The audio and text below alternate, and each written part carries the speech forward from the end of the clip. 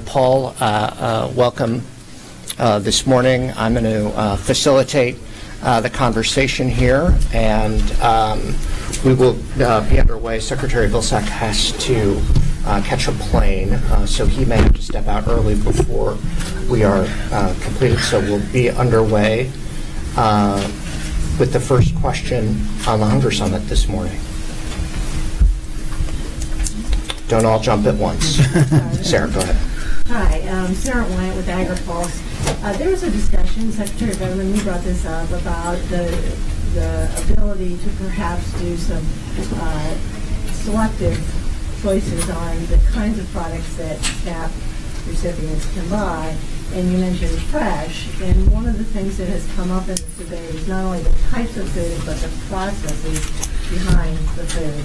And I wonder if you would all comment on, if we go into some of these pilot programs, for example, Secretary Vilsack, you mentioned some of the pilots that you had authorized, do we have to, not really have to, but should it all be all fresh, or is a frozen vegetable still a pretty good choice, even if it's not fresh, or a canned vegetable?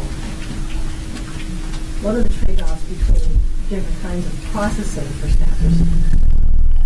Sarah, let me start. Appreciate the question. I think if there is going to be a pilot, it would probably start on the beverage side. I don't know that it would necessarily start on the commodity side. I think it's just simpler to start it on the beverage side.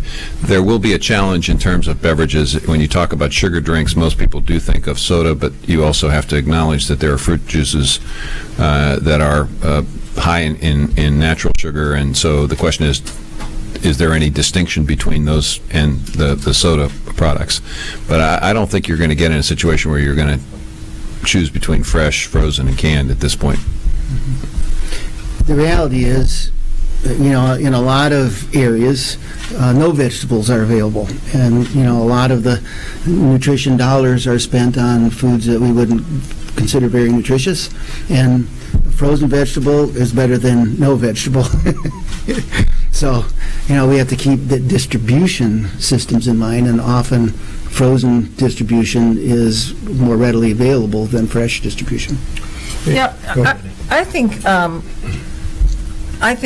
they're right. A pilot probably wouldn't get into the kinds of issues you're talking about. I think we already have a number of programs that are incentivizing people. Now you can go to your local farmer's market and use SNAP. You exchange for these tokens, and you can use your SNAP at the farmer's market. That's one. There's double bucks programs where you can get kind of double the benefit if you buy certain kinds of fruits and vegetables. So there's incentive programs, and I think those are a good start. I think if you're going to limit and you're going to pilot, it's probably going to start with beverages. I mean, the fact that you have a definition of what gets taxed in some of these jurisdictions now is, I think, one that is helpful. But I also think, in addition to a pilot around that, the one I brought up today about the potential of food as a medicine pilot that was brought up by Harvard, I think also would be a very interesting, can you actually tailor a program that could be under your SNAP benefits that is tailored to people that have medical benefits, and it's prescribed by a medical professional? And that's what they are proposing. But it would be obviously a selected pilot, but I think that it is something worth considering. Because we do have, the whole point of talking about this is that we have growing rates of obesity and overweight in this country, which are leading to growing rates of non-communicable diseases that are costing our healthcare system billions and billions of dollars. That's the link. I'm not sure we made well enough in the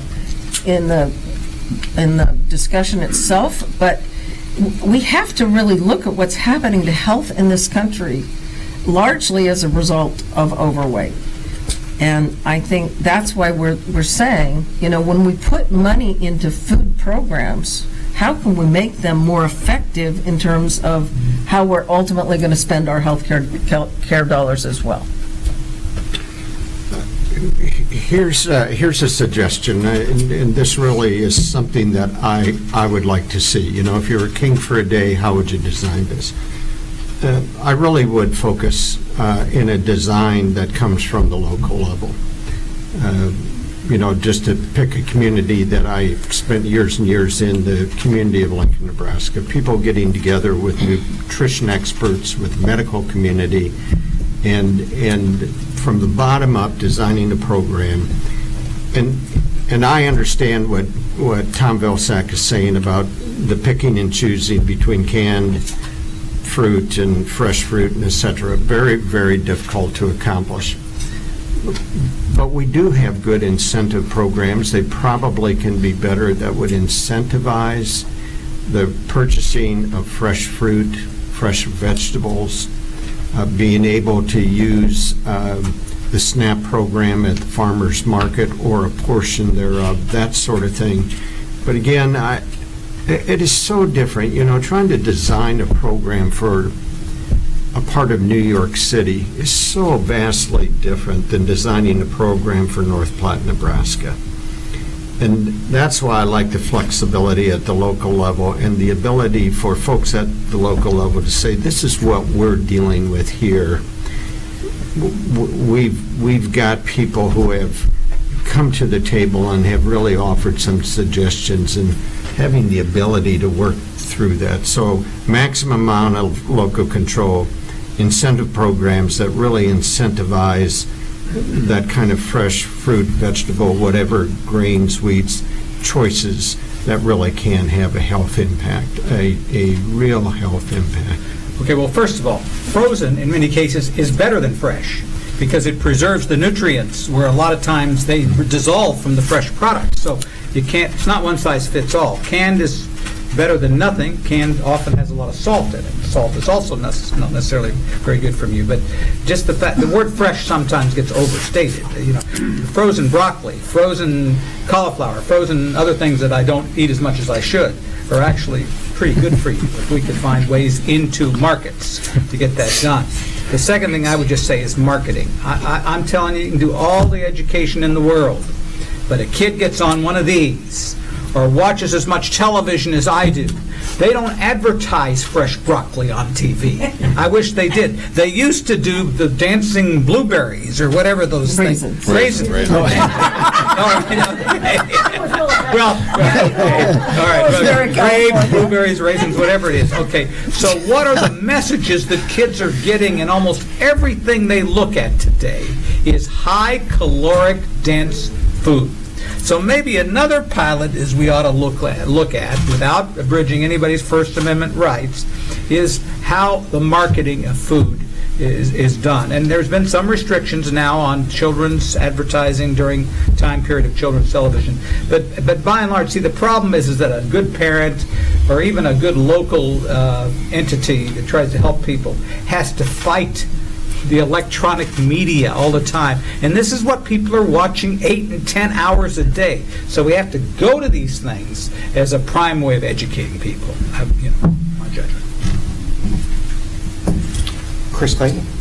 Following up on this, Gus Schumacher had really promoted the idea of prescribing fruits and vegetables for health issues. The challenge he saw when I talked to him was it's USDA's budget versus Medicaid and DHS budget, HHS budget. And you might be spending a lot more money on fruits and vegetables. You're offsetting long-term dialysis, kidney dialysis process. The idea, though, is they don't score out in the way Congress and everybody does their budgeting. How do you overcome that challenge when you're siloing USDA versus long-term, health care issues and the HHS budget? Well, frankly, the medical community needs to become more engaged. I mean, the old French philosopher who said, you are what you eat. It didn't say you are what pills you take to stop disease A, B, or C. And so we have a very stovepipe system in this country. And when I say the medical community, I just don't mean the doctors. I mean the entire medical community has to be involved in these issues as well. It is complicated because the gains you gain over a 50-year period are a lot different than the gains you might gain over a 4-month period of time. That's exactly the issue that you mentioned. And Gus used to talk about all the time. Gus, unfortunately, passed away, was a great leader in these issues. But I think you raise an interesting point. Ann and I are involved in a project at the Bipartisan Policy Center in Washington on this very point. Yeah, and we have been involved in one previously, a report called A Lot to Lose, which actually links the cost of the healthcare system of all these non-communicable diseases, largely driven by overweight and obesity. The report we're now working on is specifically on the feeding programs and Medicare and so forth. But these are issues. Things in government don't coordinate. I mean, you're absolutely right. If you could coordinate the feeding programs with the Medicare programs, and really, we don't even coordinate very well the nutrition money that goes in for education in WIC and food stamps. And a lot of those people are getting both. And, you know, we need ways to really, because they're all, you know, budgeted for this, so somebody runs this, budgeted for this. I mean, effectiveness in any organization, government, private sector, it's all about integration and looking at how you can build on things and make it most effective and efficient. And we just aren't doing it. I mean, the medical system, as we pointed out, is trained to be curative and not preventative. And I think now insurance companies are starting to figure this out. They're paying for more preventative services. And, you know, that's the kind of thing. But if we don't look at this holistic picture and how it all comes together, I think it's a big problem. So, you know, we talked in our first report a lot about the military and the fact that was it 20 or 30% of people who want to go in the military now can't go in because they're too overweight, and then some who are there can't stay in because they get too overweight. I mean, this is, and there was just another headline last week in the newspaper that said the military is now having to take people that wouldn't have previously qualified because they don't have enough people. And part of it is this problem of bad nutrition and overweight, and then not being, you know, able to meet the qualifications. It is so. This it should be an integrated government issue that's being dealt with, which we've tried to argue in our BPC reports. But you know, that's not the way the government is designed. It's not the way the authorizing or appropriation processes are designed. And so, if we don't at least talk about it from a policy perspective, nobody's going to have it on their minds. Let me weigh in on this for just a second, and I apologize because I am going to have to leave after this. And so let me take this opportunity to again thank all four of you for making the effort to be part of an incredible panel. And I leave you with this notion. When we speak of coordination, I think one of the problems with agriculture is that we tend to separate our farmers from our food industry. And the reality is, when we do that, we marginalize, from a political perspective, the farming community, because there are so few farmers vis-a-vis the rest of the country. 99% of the people don't farm. Most of those people who don't farm are generations now removed from those who do, so they don't really understand where their food comes from or how it gets to them. By failing to connect food and agriculture together in the same sentence, in the same phrase, we also limit the ability to say to the rest of the country that this is the most significant industry that we have in the country.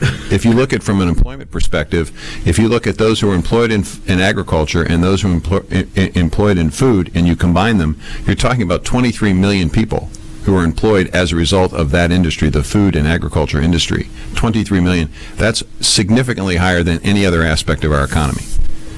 So our ability, I think, to prioritize issues relating to food, issues relating to agriculture, is directly related to our ability to explain to policymakers, you're not just dealing with a small segment of society here, you're dealing with something that impacts and affects everyone every single day, A, and B, is a huge, huge employer and as a driver of this economy. And once you have policymakers understanding those two things, then maybe it becomes a little easier from a budget perspective. Maybe it's a little easier from a committee perspective to get the kind of attention that this industry, I believe, merits.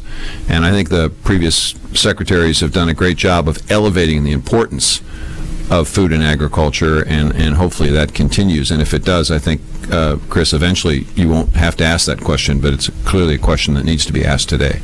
Secretary Vilsack. Yeah, I apologize, guys. Thanks, Tom. Thanks. Chris, if I might just add my 2 cents here. I spent 2 years on the Appropriations Committee grinding through this kind of stuff. Here's what is happening, and here's what you've popped up on our radar screen. There's a classification of the federal budget that is mandatory. No Medicare qualifier is going to be told when they hit 65 that, look, the budget's short this month, come back in 60 days and we'll sign you up. Once they hit the magic date, they are entitled to receive that benefit, and they're signed up. Medicaid, same sort of situation. If you qualify, you receive the benefits, and I could go on and on through the federal budget. Well, once you put all that over here, and this is a growing population, my generation is accessing Medicare at rapidly increasing numbers. Then you get down to the discretionary spending. Then you take out a certain amount just to administer the programs, and every federal department has that. You're just narrowing and narrowing the amount of funding that is available for those programs that we all agree can really make a difference. I mean, we can impact Medicaid spending, we can impact Medicare spending if we would engage in these, but there just isn't money left around. So I do think we've just got to get smarter across the system. Because if you're saying to me, Mike, can you increase spending 20% from your chair on the Appropriations Committee for fresh fruits and vegetables, I'm probably going to tell you I don't see much chance of that, but I think I can hold my own. I think I can get the budget to be what it was last year, and you might not be very impressed with that. So again, I do think it's a total system. It's engaging Medicare, it's engaging Medicaid, and recognizing, as Dan points out over and over again, we've got to get away from this system that says we just treat illnesses, and we've got to be more thoughtful about the preventative aspect of this that can really make a difference. Because this problem isn't going to get better. Not for a while, anyway. Go here and then to WHO. Go ahead. I'm with Successful Farming magazine. But what can the individual farmers do in this case? Food insecurity, they're in the background, they're working hard.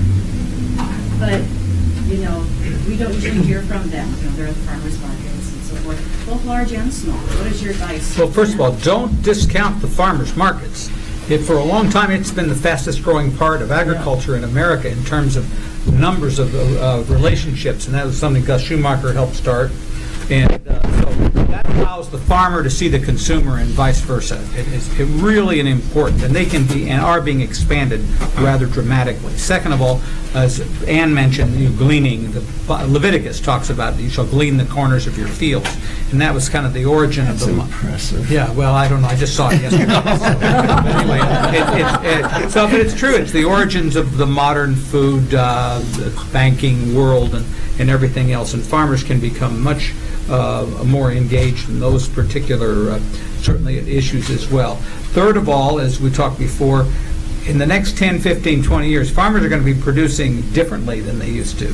It's not just going to be monocrop agriculture like in my state, or here you have more flexibility in the state of Iowa than maybe North Dakota has. Well, you have oil. So that, but farmers are going to be able to produce a lot of fruits and vegetables in addition to row crops, and that's going to change distribution patterns in the United States.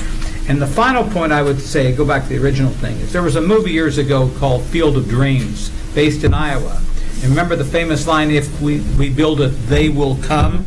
And it was and I always thought it had something to do in the food industry, because In the food industry, historically, it's been if we grow it, they will buy it.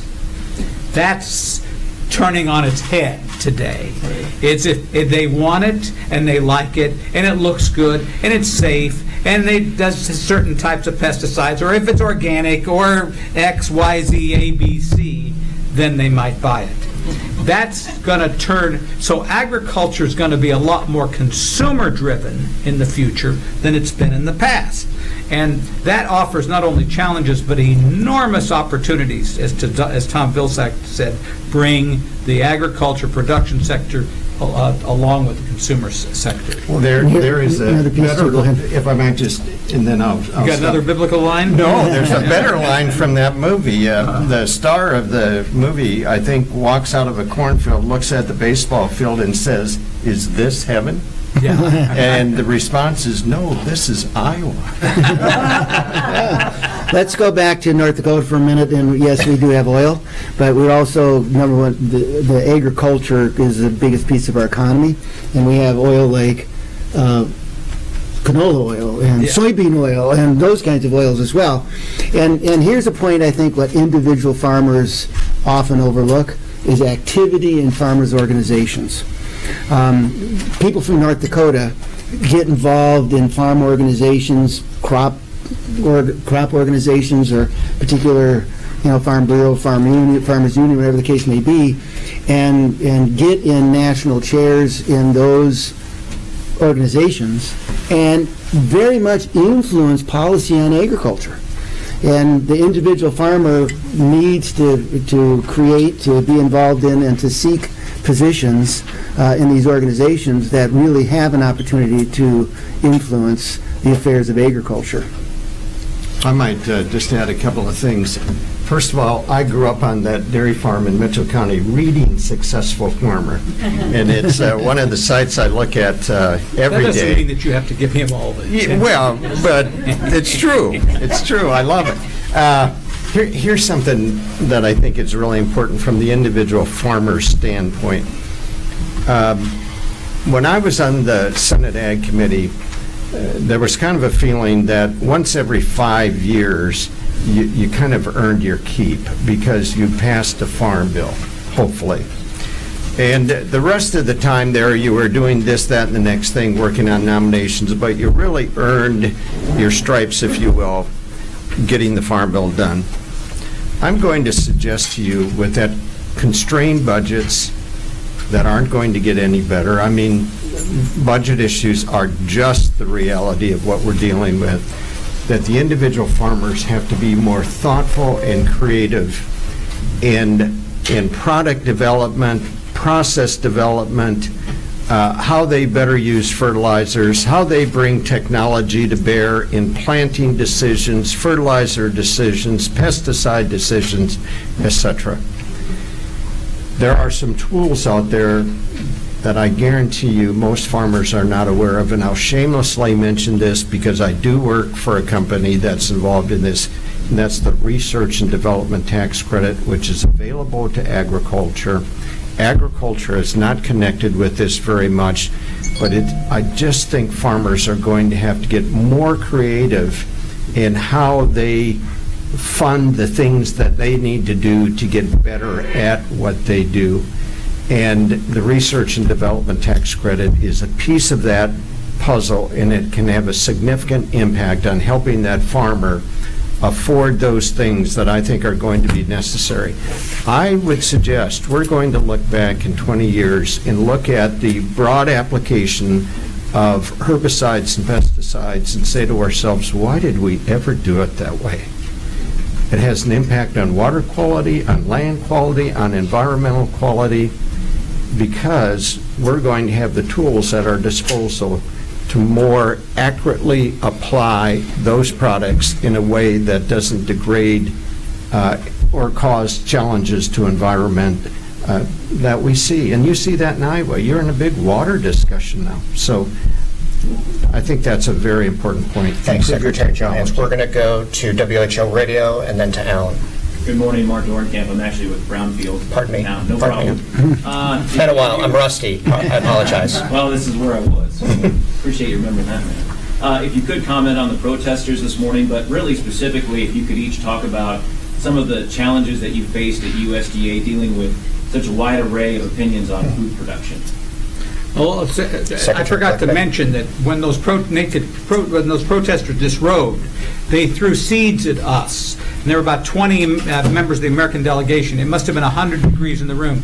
And I had as much hair as you do, and I did then. And so I thought this is a great thing, that maybe the Pope had spoken next door. Maybe this was an opportunity to grow hair once again, because it stuck to my entire face. But I was the most assaulted member of the cabinet. So I had somebody threw a tofu cream pie at me, called me a pimp for the meat industry. I had a infected buffalo guts thrown at me in Yellowstone Park, and that contained the brucellosis issues and contained possibly undulant fever. I had a crazy person, I shouldn't say crazy, I had a person who has had some difficulties with his life break a giant decorative vodka bottle in the House Agriculture Committee and threaten 3 of us cabinet members. This all happened with about a year and a half. And my mother... You take it personally? Well, I did. My mother kept saying, "This is a terrible job. I told you you shouldn't take it." But I guess my point in all of that is that people care very much about food. It's a big part of their lives. The protesters today I thought it was fine. It's the American thing to do. They ultimately did get out, thank goodness. I didn't know what would happen if they were going to stay there forever. It shows you the GMO debate hasn't really changed all that much, although I think the scientific debate is much more settled today. But there's still great consumer concerns. And I just end with the final thing. If you ask me, I used to say the most powerful entity in agriculture was Walmart, because they sold 24% of the food in the country. It really is the most powerful entity in agriculture today is the consumer. And it's growing rapidly. And the power of the consumer to determine what they eat and then what will be produced. And so that's an enormous change in agriculture, and how the farmer and the producer copes with that is really going to be the challenge to determine their success. Yeah, and I was trying to get him to turn around so we could see the banner, because I couldn't figure out what they were protesting. But it seemed to me when they did finally turn a little bit that it was a corporate greed issue. I think they were looking at, and going back to Dan, the consumer today is having a very large, deep, and complete discussion about genetically modified products, and it's a real one, and it's important, and we need to all be able to come and sort out those issues and figure out how best to produce our food. We talked about food waste, how we can modify products to last longer, to taste better, to use less pesticide, to use less insecticide, to get to the very things that some of these people are concerned about by working on these products.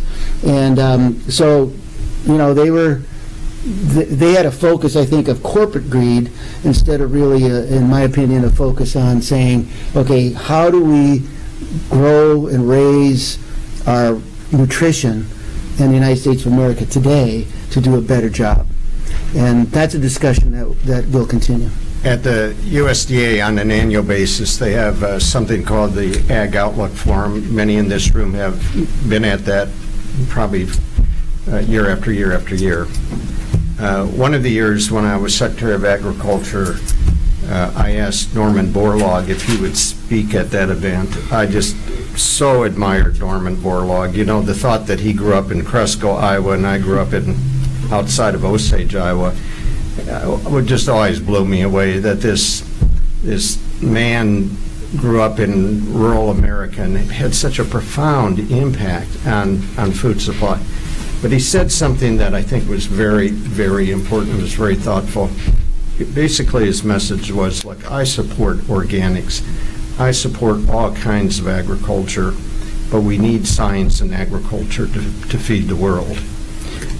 And Norman Borlaug is right about that. We have been doing things scientifically in agriculture since the beginning of time, since the first seeds were put into the ground, and we have all kinds of examples about that. But the one thing that is true is that if you're really going to have an impact on changing world hunger, a piece of this is scientific. I'm not saying it's the end-all and the be-all. great farmers make a big difference, and et cetera, et cetera. But I do think science is going to lead us through where we're at today, where we do have broad application of certain products, that we'd be much better if we could do it in a very specific sort of way. We're going to get there because science is going to help us get there. So I understand where they're coming from. I think Ed's right. It's corporate greed sort of phenomena too. But science is really important to what agriculture is about. Secretary Veneman? Yeah, I can't add much to the protesters today. I think it's all been said.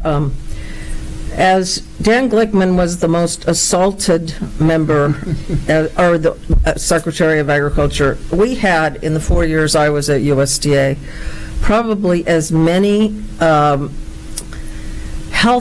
in particular animal health scares as any time. So when I came to USDA in early 2001, we had one of the largest outbreaks of foot and mouth disease in Europe that the world had ever seen. And it was spreading rapidly, and our challenge, and I had no sub-cabinet at the time, was to really determine how do we keep it out of this country, because it's easily transmitted and easily spread once it got in here. So we started working on that, working with the customs people, the State Department, and so forth, and frankly, we were able to keep it out. Then came 9/11, and every department of government had to begin to look at where the vulnerabilities were in the various sectors that we oversaw, that we regulated. And so we began to look at whole things like, again, foot and mouth came up because it would be so easily used as, a weapon of terrorism, like infecting our water supply. We were also looking at that. Then we had the very first outbreak of exotic Newcastle disease in 50 years. We had a couple of outbreaks of bird flu, particularly in Virginia, that we had to deal with. And then we had the cow who stole Christmas, the first case of BSE. So when I look back in some of the challenges that we had to deal with, I look at those issues because they so took up what we were having to deal with while I was at USDA. It was, kind of crisis after crisis after crisis. Alan? Just wanted to follow up on the science-based, Al Johnson with AgriPulse.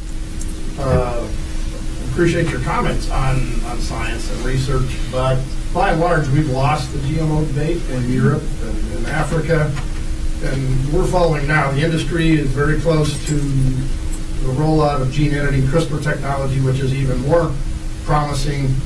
And there's the fear of those young people will have, hell no, CRISPR sign next year. How do we avoid that? How do we get back to good science where the top researchers at our universities are not afraid to speak out on these new technologies?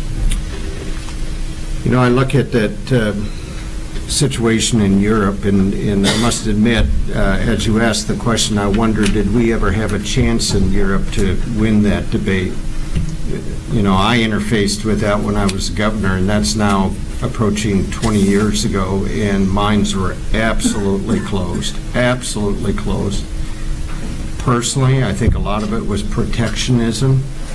The political world got engaged in it.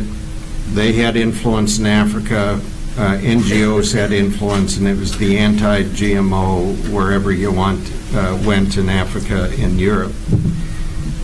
I think if we have any hope of changing the dialogue on this, it really is based on sound science. It is funding research. It is doing the research. We will have breakthroughs. We already have had breakthroughs where this research, this science, makes a huge difference in feeding people and preventing disease and that sort of thing. Personally, Dan's kind of the research expert on this panel, but I just think research is the key to our future in answering that question and how do we get ahead of this. I agree totally with what he said, but I would add this point, and that is that you don't see people protesting pharmaceutical conventions who are coming up with these immunological responses to cancer. It's all genetically modified or new technologies or diabetes or anything else, because people get that, because they get the diseases. And they know that if they don't use that technology, it threatens their life. I'm not saying it's exactly the same thing with agriculture, but by and large, my experience is that the forces in agriculture have done not a very good job of explaining the benefits to the human race about these new technologies. And if people don't understand it, they will fear it. And so all these people work on these things. Mike is very involved in the water issue.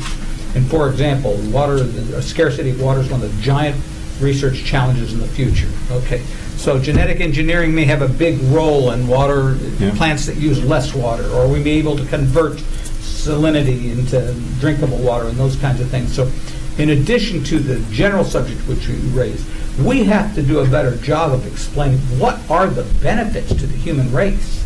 And that's a real challenge. That means agriculture has to be as interested in communication as it is in production. Janelle Eller. From the Des Moines Register, I think there was mention in the event about possibly having more work requirements on SNAP recipients. I just wonder, with the new administration, what differences or what kind of changes do you sort of see coming down the pipe? Today or tomorrow? I think, who knows? I think there's a couple of things going on. One is the economy has improved. 5 years ago when you said you got to go out and get a job, people said, what job? Where would I find that job? Any job. But the economy has improved, and that means you could go throughout Des Moines and there's people desperate to hire people. You could find that in Lincoln, Omaha, et cetera, et cetera. So I think the pressure is on. If you're able-bodied, no dependents, male, the pressure is on. You have to work, or you have to go through some kind of training, or your benefits, as Tom Vilsack pointed out, are 3 months for 3 years. It's going to be very constricted. That's one. Number two, I just think that's the mood. Notwithstanding the passion of hunger advocates, the average citizen is out there saying, look, if I don't mind helping you, but come on, you need to work. You're able-bodied, you don't have dependents, you need to work, and it's awful easy to categorize. So I think that's there. And then the third thing I'd mention, budget. I said during my secretary's confirmation hearing, I noticed as governor I was much more popular when I had money than when I didn't. Exactly. And I didn't know what you do. I mean, you've got mandatory programs that are just gobbling up more and more of the federal budget, and you come down to trying to manage that and fund some discretionary programs that are also important. And at the end of the day, I just think that budget pressure is just going to continue. We need to keep moving here. We got a couple more questions, or we're running out of time. Go ahead. Josh Bittner, Market to Market. I wonder if you could elaborate a little bit about your opinion on why SNAP should not be uncoupled from the Farm Bill, and what your opinions are on that whole idea in the first place. Well, there are, in the House of Representatives, there are about 55 members that come from predominantly rural and farm districts, and 380 members that don't. So just look at the politics of it. Why would the House of Representatives pass a farm bill that benefits 65 people? It benefits everybody, but directly those people, without building coalitions. That's the nature of politics. You want to bring people together with different interests to come together and support something. So the Senate's a little different because every senator has both urban and rural interests there. And of course the department does so much on both the rural and urban sides. But it's just simply a matter of politics. You wouldn't get either side probably to pass either portion that it wanted unless it were put together. That was my experience, but I don't know, these folks have different experiences. It seems so apparent to me that what Dan is saying is true, that when somebody says, I want to decouple SNAP from the farm program and we'll pass them separately, I wonder if they really support either SNAP or the farm program. Maybe they don't, because I just think it collapses. I don't know where you'd get the vote. I don't know where you'd get the vote even in the United States Senate, where we all have some agriculture. It just is a situation where the dynamic is such that in order to build those coalitions, the research community, the SNAP community, the ag community, etc., I just think you need to keep these together or they fall apart. Gene Luke from Iowa Farmer Today. Since we're talking Farm Bill, we're beginning that discussion. I just wonder if you have any advice for lawmakers as they're looking at this next Farm Bill. Can we go down? This will be our final question. Secretary Glickman, do you mind starting with this, and we'll just go down the line so all the secretaries can answer? Well, you know, I mean, I've heard Chairman Roberts talk about this. I think he and the ranking member Stabenow would like to get a bill next year. I don't sense any what I call profound differences that would make a bill impossible to get. But as you know, Congress is a very chaotic place now. So is the entire government of the United States. And one ace in the hole we have, I'll be honest with you, is we have a good Secretary of Agriculture now, Sonny Perdue, who the President seems to like. And so far. Okay. And I think that's probably the best news possible. They have budget issues. They have, there's both the mandatory spending and the discretionary spending issues and all sorts of other things. There are some policy issues on the floor, particularly with respect to Southern agriculture, but none of those are impossible to solve. It's just, is there a will and is there the political environment to get something like this done? The positives would be that you've got great leadership. You know, Mike Conaway on the House side and Colin Peterson on the House side.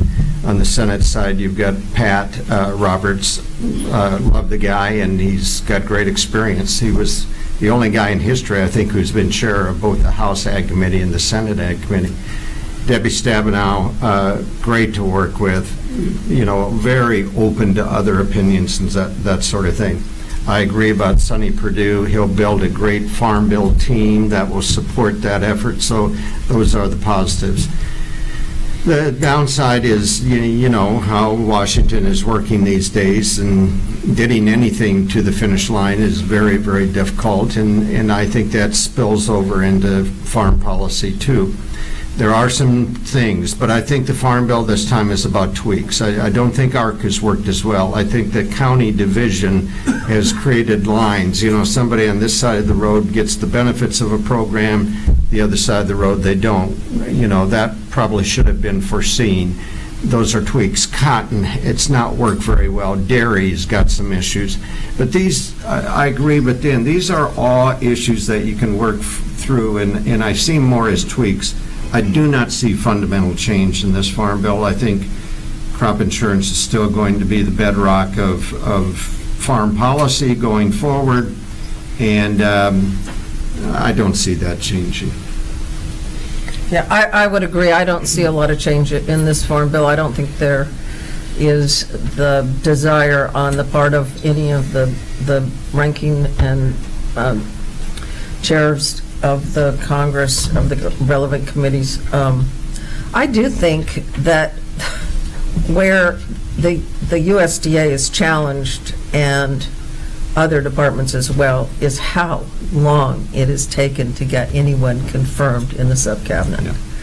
And it's just remarkable. I mean, we had, by this time, we had our whole sub-cabinet, you know, of the administration that the three of us were in. I came in as the transition person, and we had our whole sub-cabinet confirmed, I think, or nearly all by this time, and much earlier than this. So as you prepare for a Farm Bill, I think it's challenging that you don't have your leadership in place to help you put the framework around how you want to present it to Congress, to do the testifying and so forth. Yeah, very true. So true. Secretary Schafer. I would add one thing. If we're going to see a Farm Bill generated and passed and signed, which is a big issue, I think today, given the administration and the administration's focus on change and reduction of cost and dealing with the financial pressures that we're dealing with, there are inefficiencies let me change that. There are efficiencies that we can put into the Farm Bill that can be less costly, that can provide faster, better service, that can get our programs in front of farmers and ranchers and landowners better, that are less costly. And if we want to see this generated and signed, I think we're going to have to send the message that we've combed through and found some of those efficiencies and lowered the cost of doing agriculture policy in the United States today. I just add one thing. The politics, Sonny Perdue is quoted as going to the White House and basically stopping the president from just walking away from NAFTA. Yeah. And it may be legend or may be true, but he brought a big map of the United States and he showed him which states were red and which states were blue and which states would be more likely to lose if NAFTA were eliminated. And I do think that this is one area where the president is hopefully more likely to recognize the political demographics of his base. More likely to sign a farm bill. Yes, that's right. Thanks, everybody. Good morning. Thank you. Thank you. Thank you. Good to see you again. Safe travels. We have somebody taking us. Ready to get home okay? I'm sure you